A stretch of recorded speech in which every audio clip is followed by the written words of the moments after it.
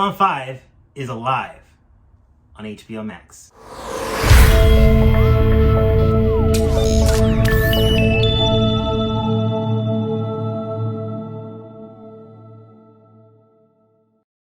How's it going, everyone? I am Walter the Film Hermit, and today I'm going to talk a bit about Babylon 5. Now, if you're not aware of this television series, this is a show that premiered in the mid-90s, and it was similar to Star Trek in the sense that it was a science fiction show. It had aliens, but this was an original property. It was created by J. Michael Straczynski. And this came on in the height of when Star Trek was doing really, really well in the 90s. They had their movies, they had a couple of television shows running at the same time. And there was a lot of behind the scenes animosity between like fans and between the productions to a certain degree. And back in the 90s, I was a diehard Star Trek fan. And I watched the first episode of Babylon 5 and I wasn't crazy about it. This is the first season on DVD. But the first episode was a TV movie that's actually part of the movie box sets called, I was gonna say In the Beginning, but believe it or not, In the Beginning is not the first one. The first one's called The Gathering. So I saw that when it premiered, and quite frankly, I didn't like it all that much. Let me look at the dates here, because I believe it was 1993, yeah. So February 1993 is when The Gathering premiered, and then the show didn't come on until about a year after that. It was January of 1994. So I watched the TV movie, wasn't crazy about that, so I didn't watch any of the series. And I remember I would joke around about how, oh yeah, that's the lame sci-fi show, and I never really gave it a chance. Always saw previews of it, never watched it.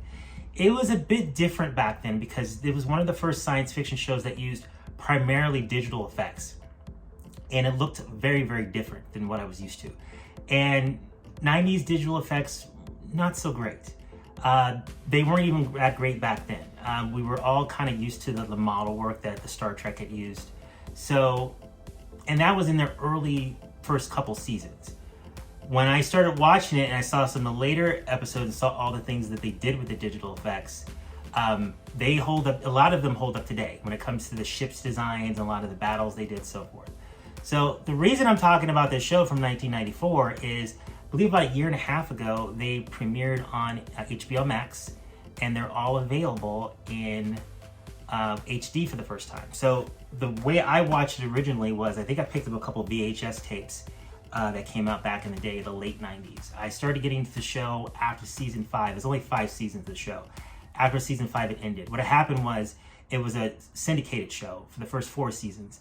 And then it ended its syndication run, it wasn't picked up. But TNT picked it up for one last season because the plan was for Babylon 5 to have 5 seasons, and they picked up the final season. And part of doing the final season is they produced 4 television movies, and then they did the whole 5th season. So I remember when I first saw the article about that, I was intrigued. I'm like, wow, this is being picked up again. Maybe I should give it some notice. And the first one I watched was the TV movie In the Beginning. In the Beginning is in the movie box set. That actually takes place years before the entire television series, like a prequel. So it was on a Laserdisc, and I think I went to a Laserdisc store, saw it there, and I'm like, you know, I've never seen this before, let me give it another chance. And I liked that movie so much, that's when I decided to kind of give the show a chance. One of the things that stood out to me when I started watching the show was the makeup effects were a lot better in the television show than they were in the first movie they did, The Gathering. So what I'm gonna do in this video, I'm sorry to go on so much because this actually became, even though I wasn't a fan of it when I first started, became one of my favorite science fiction shows of all time. We're gonna talk about the HBO Max Transfer, what some of the differences are and what my opinion is of it. I've only watched the first 3 seasons so far. I just started season 4 the other day. It's kind of been my binge show lately. Whenever I come home, I'm relaxing, having dinner, I just throw that show on. Hadn't watched it in a couple years. It's a show I usually revisit every couple years because I like it so much. And I've showed it to people that are close to me, and they've been surprised how much they love it as well. So we're gonna talk about the HBO Max Transfer, and I'm gonna do a quick little unboxing of the DVD sets. So just quickly, just showing what the fronts look like. This is the first season. I'm trying to get the glare out here. They have this like foil type of effect on them, so they might have a bit of a glare because of the light. So that's the first season. Now, one thing about this show is each season has a title, like a chapter in a book. So they have a title of the chapter of the book. There's a variation of the title sequence and the theme music every season. and they redo the title sequence every season, which is actually really cool. So the first season is called Signs and Portents. That's season 1. The commander is named Jeffrey Sinclair. They switched it up in the later seasons, and they brought on John Sheridan, played by Bruce Boxleiter, and he does like a really great job in the show. So that's when he first started on the show. This is season 2, which has the blue effect here, and then you move on to season 3. Warner Brothers did a really, really great job when it came to these DVD box sets. They gave them all a lot of put a lot of work in them, and the art they did was fantastic. And they used this same art on IMDb to list each episode for the color for each season. I forgot, the title of season 2 is The Coming of Shadows. And each season usually will have an episode with that same name in the season. So, which is always usually like an important episode in that season. And this is back in the day before they started having shows that had ongoing story arcs. The networks didn't like when they did that. But this show tells one long story, and you have to watch it in order, and you learn who the characters are, and it just kind of builds from there. So this is season 3, Point of No Return, and which has one of my favorite characters from the show, Lita Alexander, the telepath. And then you got Londo Mollari back there in the background there. This is actually really cool. You know, of course, Marcus Cole. Gosh, this glare is really getting to me. And of course, my favorite season of all 5 seasons is, oh, did I go over the title of that one? Yeah, I did. Point of No Return. Season 4 is No Retreat, No Surrender, which is like the best season in the show. Some of the best science fiction I've ever seen. Sorry for the hollow effect. It's just the light is just picking it up really weird. Maybe when I shoot these close up, I'll turn the light off. It depends on what looks the best. And then of course, season 5 is when Tracy Scoggins comes in as the new captain of Babylon 5. And this title is called The Wheel of Fire. If I was gonna rate the seasons, I would say season 4 is my favorite. My second favorite would be season 3. And then it was really close between season 2 and season 5. I would say season 5, I think, is a little stronger than season 2, because there's really some of the best episodes of the whole series are this season. But I just think season 4 is a bit better. And then, of course, the season I like the least is the first season. But I can say that about most science fiction shows. The first season usually isn't that great. So one thing about these DVDs that's important, let me make sure I grab this so I can show it to you guys. Oh, by the way, I forgot the movie collection. So this has all the TV movies together in one box set. This came out at the end of the DVD run of the series that you got these last. It has the TNT movies, and it has the first premiere pilot movie in The Gathering. And there's 2 more other DVDs I'll grab in a second, but I just want to talk about the HBO Max Transfer. So with the HBO Max Transfer, they're in full frame. When these DVDs came out, they were in widescreen. The show originally was aired in full frame. All the visual effects were done in full frame. But I guess the plan was for it to later be in widescreen. But I guess what happened was they needed a $5,000 monitor for the special effects guys to do all the visual effects, and they didn't want to pay for it. So all the visual effects were done in full frame. So when they made those DVDs, they had to zoom in the picture. So you lost a lot of image quality when they did that. This HD transfer is not perfect. One thing I do love about it is that the visual effects are not zoomed in anymore. So when you get into the later seasons, you get a lot of really great images of some of the best battle sequences ever in science fiction. But the drawback with this transfer, it's not a really true remastering, because any shot that has like a edit effect, or any shot that has any visual effects, like a live action visual effects, they're still in standard definition. So the video adjusts back and forth. The other thing I'm gonna knock HBO Max for is, apparently this has been going on since they premiered on HBO Max. It has a lot of audio errors. The audio can sometimes be 5 to 6 to 8 seconds out of sync, and makes the episode unwatchable. It's not every episode. It's mostly a few episodes in season 1 and a lot of episodes in season 2. I watched all season 3, and season 3 is line perfect. Everything was perfect. I did notice if I watched it like on a different device, sometimes the audio effect wouldn't have the issue, but for the most part, if it had it on my iPad, it had it on my Xbox, it had it on any other device, I tried to stream it through. So hopefully they'll go back and fix it, and hopefully Warner Archive will put these on physical. Warner Brothers is usually really good of anything they put on HBO Max. They usually make a physical copy as well. They haven't given up on physical media, but the rumors are this isn't coming out, and I don't know why, because there are a lot of Babylon 5 fans that would buy the series. So hopefully one day we'll get these on Blu-ray with the HD masters that they have, because that's probably the best that we're ever going to get. And hopefully they stick with the the same images for the Blu-rays, like for each season, the color scheme. Warner Brothers is usually good with that. Like if you want to watch an example of that, you can look at my Lord of the Rings videos about how they had the same color motif for the Lord of the Rings for each release, pretty much the entire time the film's been on home video. So this is gonna definitely be on my, if I ever do a wish list for just Blu-ray releases, Babylon 5 is gonna be on the top of the list. I did one for 4K releases, but I haven't done one for Blu-ray releases because when it comes to this point, if I want something on physical, I like just do a 4K. This will never come out on 4K. We're lucky if we get it on Blu-ray. I did hear though that the masters for this were 4K, but I mean, since most of the shots are in standard definition anyway, I don't think we need a 4K. I'll be happy with the Blu-ray. So that's my little recap on what I think about the HBO Max transfers. I'm starting out season 4, my favorite season, and I am loving it. It looks fantastic in HD. Some of the best battle sequences are in some of those episodes. I can't wait to check those out.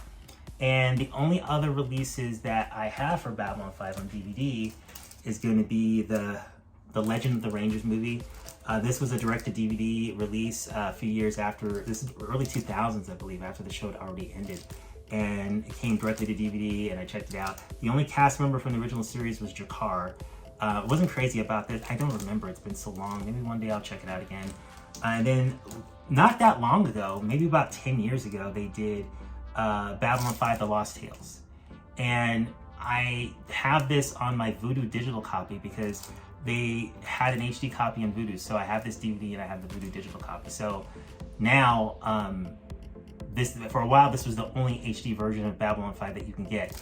I thought this was much better than this one. It wasn't great. It was just little side stories. I did love the fact that Bruce Boxleiter came back as John Sheridan, and then you had Tracy Scoggins come back. She was actually really good on the series. She came on when Ivanova left the series, which was an unfortunate thing. I don't remember why she didn't leave. I think she left because they didn't know they were going to get a 5th season until it's too late. So, but she was really good. So I'm going to do a quick unboxing of the DVDs really quick. I don't want this video to be too long. Any of you Babylon 5 fans out there, please put in the comments what your favorite episode is. That'd be great. If you had a chance to watch the HBO Max transfers, let me know. And as always, I forgot to say, if you like my videos, please like, comment, and subscribe, and share. It helps the channel so much. I have been growing my Instagram little by little. I went from like 14 followers to 70. The goal would be try to get to 100 by the end of the month. I'm hoping if I can reach out on social media, that would bring more traffic into the channel, and people out there that like physical media, that have a passion for films, can come and have a voice and join the community that I'm building very slowly. So let's take a quick look at these DVDs. Okay, so I'm pretty much keeping these DVDs for nostalgia value. They were very helpful for season 1 and season 2 because of the fact that a lot of the audio for some of these episodes on HBO Max are out of sync. But the key thing that is different is that these have the widescreen masters. There aren't as many visual effects in the first couple seasons, so when I watched the DVD versions, even though they were all in standard definition, you get a image quality that your television can upconvert to 4K because it fits the entire screen and you're getting the maximum amount of resolution that your television can offer. So it didn't look as bad as it should have. But of course, all the visual effects look terrible, but like there's only a few outside shots of the establishing where they are versus a lot of the space battles that are in the later seasons. So it was watchable for the few episodes that I couldn't get the audio to work on HBO Max. But for the most part, I'll be keeping these just for nostalgia. So this is the first season. When you open it up, you got the same image that you have on inside the box, and you kind of open it up here. And they all come with these little great booklets. They have artwork from the season, and has a cast list, and it has some introductions written by some of the producers and the creator of the show, and just kind of gives you an idea of like, you know, what this season's about. And I think this one starts, this is by Douglas Netter. It has been 10 years since Babylon 5 launched in February 1993. So these came out in the beginning of 2003. So it has an episode list for each episode. It'll let you know when it was, who wrote it, who directed it, the date that it aired. So one thing I forgot to mention is that a few of the episodes in season 1 and 2 are also out of order. I guess I've read that they are in production order instead of the air order. Now, when I watched them, I didn't see a dramatic change when it came to the overall arcing story. The story in the first couple seasons is just kind of getting started. Season 3 and 4 are the ones that were really big into like what's going on in the arcing story, and those seem to be in the proper order. So each disc has artwork on it, and it has characters that are in those particular episodes. So the nice thing about this is you get artwork on every disc, and the artwork is different. So they're numbered based on what episodes are in each disc.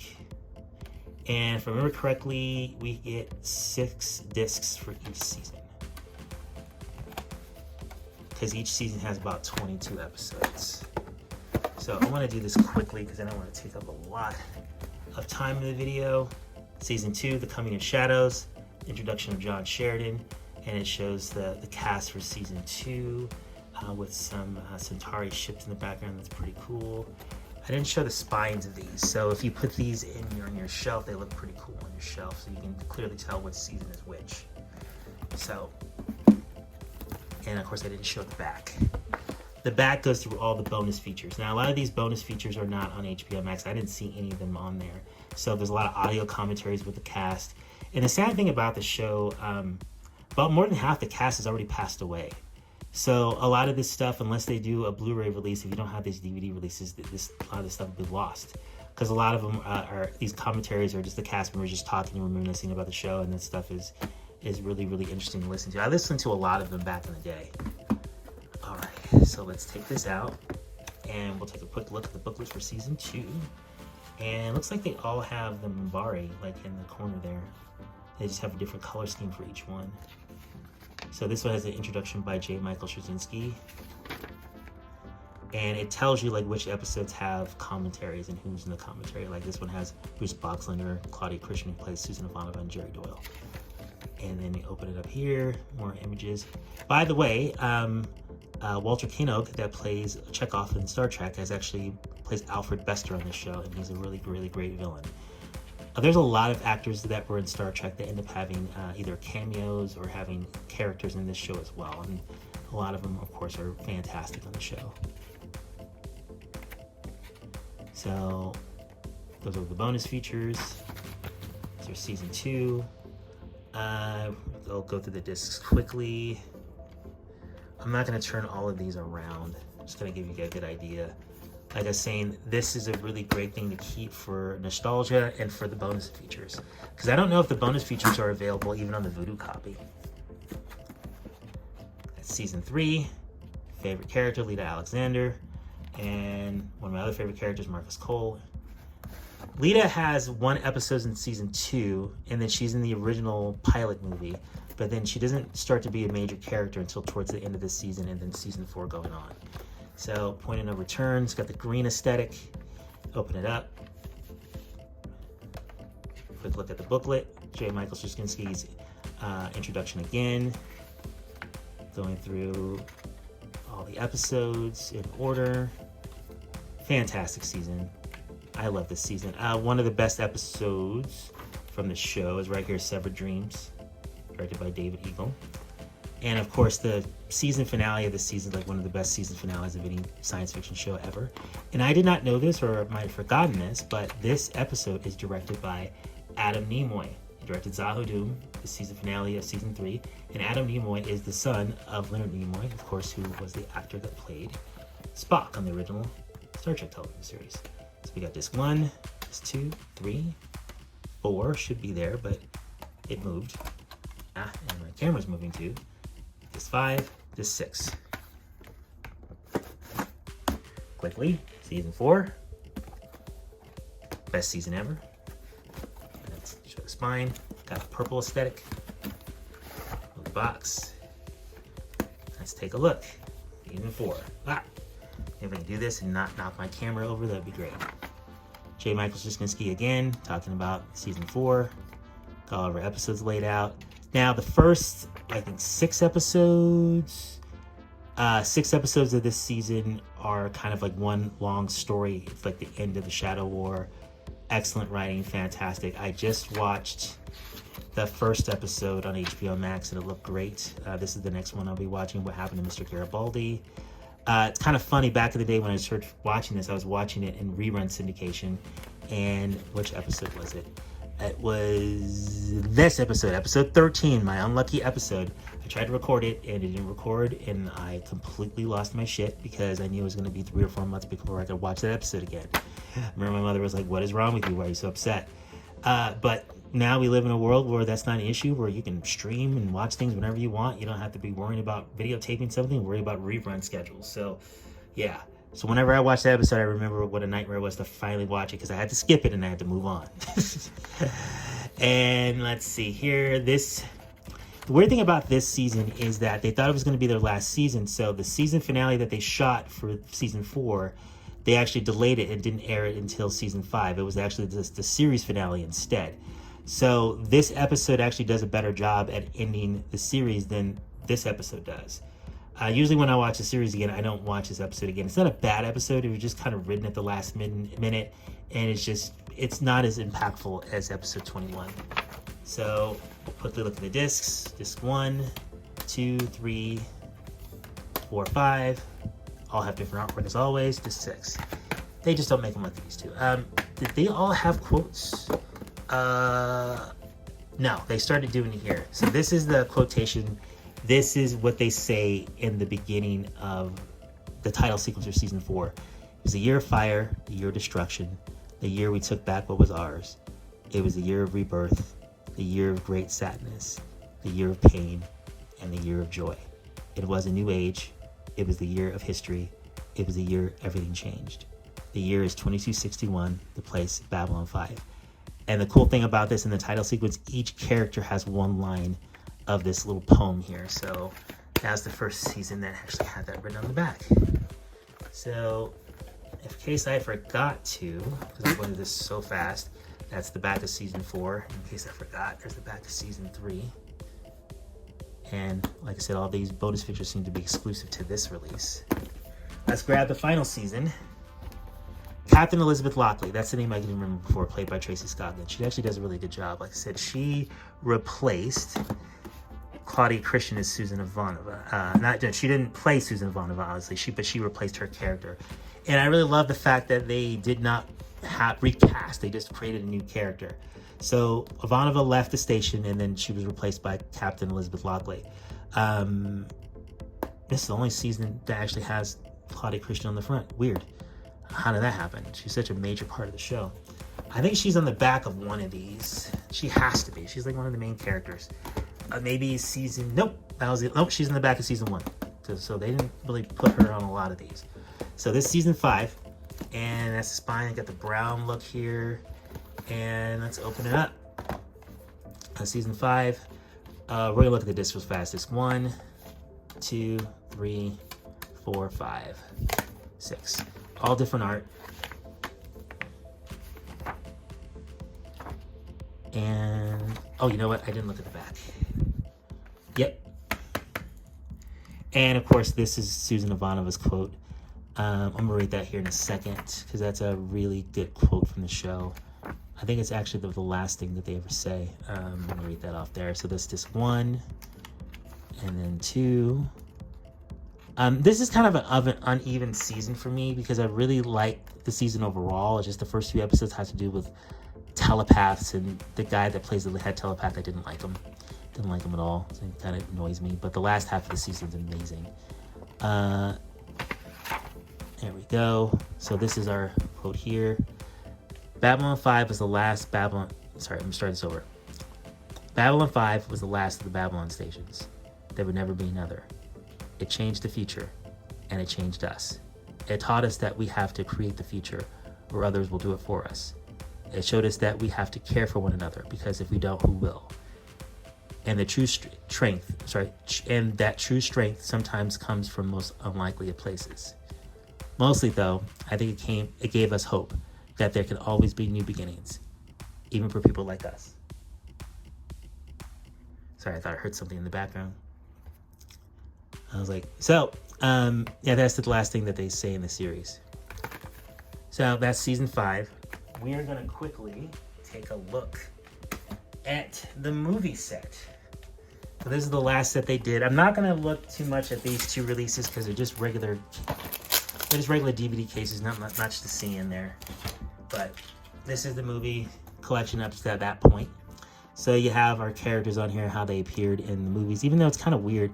So they put Claudia Christian on this one, but for the most part, she's not in most of these movies. So she's not in the first movie. She has a small cameo in the second movie. She's in the third movie, but then that's it. So it's weird they put her on this set. So she's only in one of the movies. So two of the movies. Let's open it up. So we got the back here. We got the back right there. So this is 5 discs as well. So this is The Gathering. This is the pilot movie, and none of these images are in that movie. Same thing with this one. These images are not in this movie at all. It doesn't really match. It's really strange. They probably pulled this from one of the other discs. I wouldn't be surprised by that. Third Space. So let's explain these movies. They're not all great. This is the premiere pilot movie. This is the one that's the prequel that TNT made when season 5 started. This one takes place during season 4, even though it was shot after season 4, and Claudia Christian is actually in this movie. River of Souls is a TV movie that has Tracy Scoggins in it as Captain Elizabeth Lockley, and it has Jerry Dole as Mr. Garibaldi, but none of the other characters are really in it. I think Veer might be in it. It's not a very good movie. It's kind of dull. Call to Arms is the big movie with Bruce Boxleitner as Sheridan, President John Sheridan, and they go to war with the Drop. That one's actually pretty cool. Let's take a look at the booklet. The booklet is just like, hey, we didn't give you the movies yet. Now you have the movies. So it just kind of goes through each movie, and this artwork is actually correct. It actually has artwork from the actual movies in here. So then the beginning is about the Minbari War with Earth. It's actually a really cool movie. It's what got me into the series. This 3 is Third Space is okay. One thing I didn't point out before is none of the movies were remastered. So none of these movies are on HBO Max except for The Gathering. And I started watching that one, and that one is still in standard definition. So any of the other movies are not available. So I don't know why that is. If they're going to fix that later, who knows? But that's the state of the Babylon franchise right now. And there you go. Okay, so that was my quick little review of the packaging of the Babylon 5 DVDs. I'm mostly keeping these for nostalgia value because, as I said, I think the HD Masters are better, even though they're full frame, not widescreen. Really got my fingers crossed that we'll get a physical Blu-ray release of this soon. It is available on HBO Max, and you can buy it on other digital platforms. Like I think it's on Apple, and it's definitely on Vudu. If you like this video, please like, comment, and subscribe. It helps the channel so much. Thank you all for watching, and you all have a fantastic day, and keep Babylon 5 alive.